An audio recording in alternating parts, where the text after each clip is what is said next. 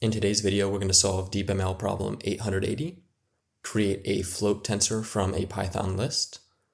This should be a very, very short video because it is an extremely simple problem. Basically, what we have to do is we're given a list of numbers in Python and have to convert them to a PyTorch tensor.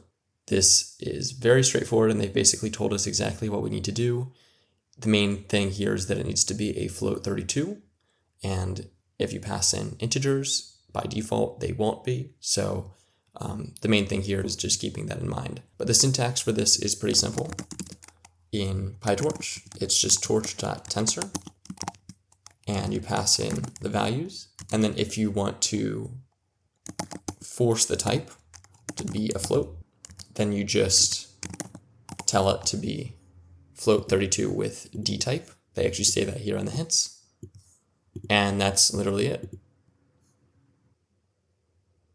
And you can see that all the tests pass. So it's really, really easy. The main thing to know here is that the reason you want to use a PyTorch tensor rather than a NumPy array, for example, is that a PyTorch tensor can run on both the CPU and the GPU. So if you want to do more computationally intensive tasks like training machine learning models, for example, that require the GPU, this is the better format. But yeah, pretty simple problem, and hope you enjoyed the video.